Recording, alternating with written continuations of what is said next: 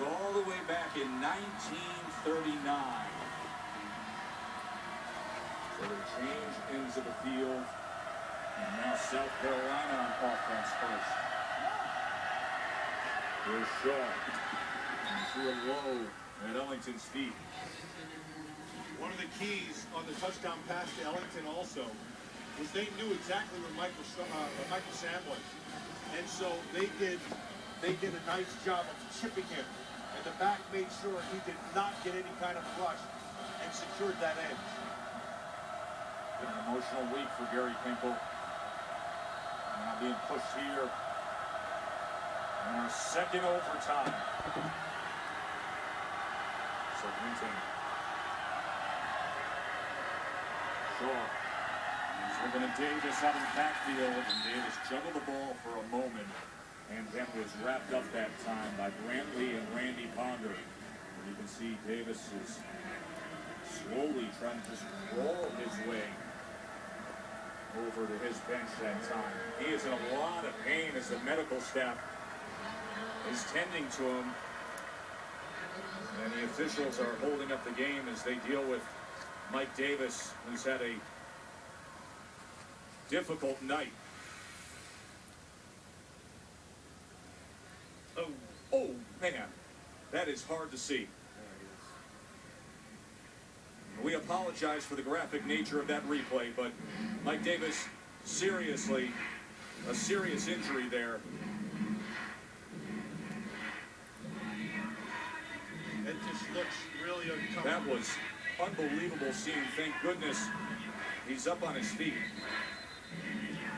So hard to see these young men suffer at times the way they do, but good to see him up on his feet. It's a great hustle play by Harold Brantley, number 90 from the inside out. Another good young defensive lineman for this Missouri Tiger defense. Sets up the big third down.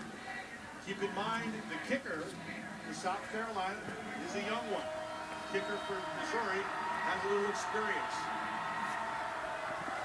Third down and 7.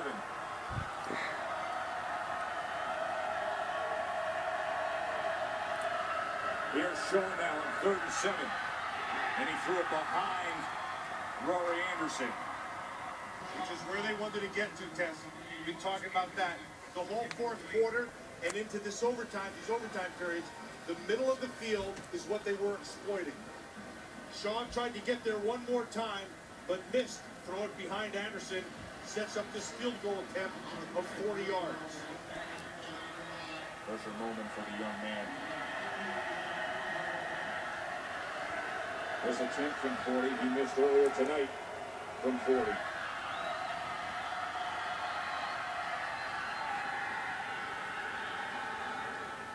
Puts it right through. Good for him. So Missouri knows what their task at hand is. The first lead of the game for South Carolina. Remember, in the first overtime, Missouri decided to run the ball. And where did they run it? Right at Jadeveon Clowney.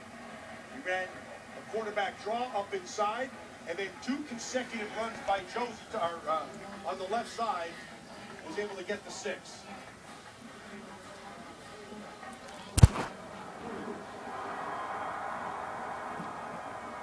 Jadeveon Clowney. Big moment for the big man. Second overtime. The All-America, guy who finished 6th in the Heisman, who set the school record with 13 sacks a year ago and took a little criticism earlier this season. Well, now's the time. And back to the ground is Marcus Murphy. Look at him weave his way inside the 10. Where did he run the ball, Tess? Right at Clowney. Went right at it. Marcus Murphy used that great quickness and vision, and they got some good blocks on the left side. It's Justin Britton. Copeland over there sets up 1st and goal. Touchdown, Lindsay for Mizzou. They always have the safety net of tying the game, but here's 1st and goal with eyes on the prize. Murphy again. This time, nothing to be found with Chaz Sutton riding him down.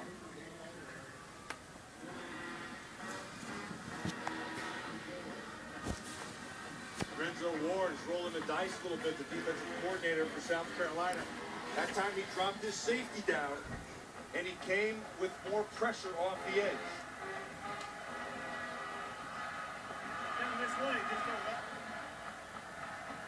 A couple of weeks ago, Matty Mock, the quarterback, was watching James Franklin have a great year as a starter.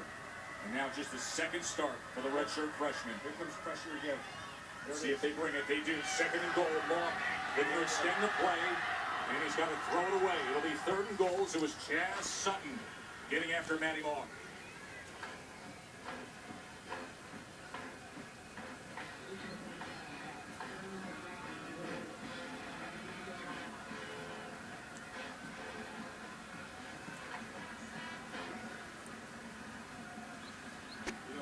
There was no receiver there, Tess. He threw that thing at or beyond the line of scrimmage is the rule. He was outside the pocket, and that's why they allow it. Not much has been asked of Mock with that lead he was sitting on. Only 4 completions in the second half and overtime. 3rd and goal. Mock pressured, comes to the near side, tucking, running, and scooting out. So it'll be 4th down. And they will try to tie up this game with Andrew Baggett, the sophomore. He's been in pressure situations before. He had the game winner in 4 overtimes at Tennessee last year.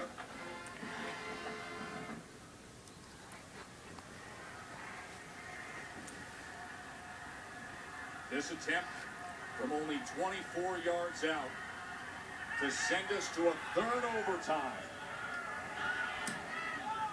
Oh, no! Oh, yes! He missed it. If you're a South Carolina fan, game over. They got laces again served up to Baggett. It is off the post, and it is off the rails for the dream season for Mizzou. Baggett off the goalpost in a dramatic comeback for South Carolina. They trailed 17-0 and roared back for the upset.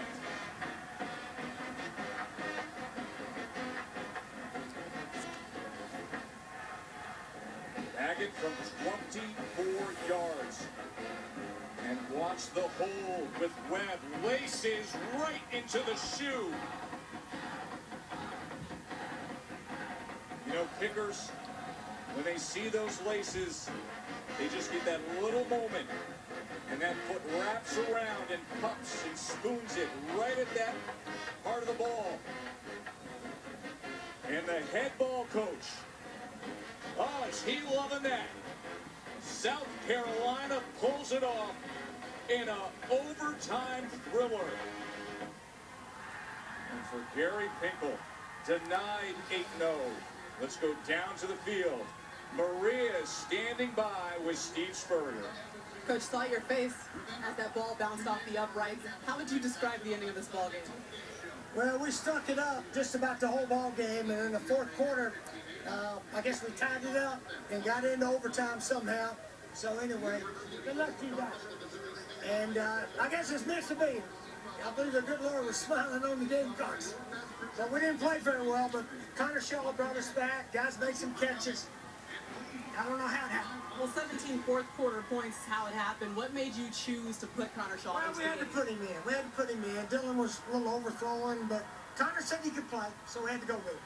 Thanks, Coach. Okay, thanks, man. Connor Shaw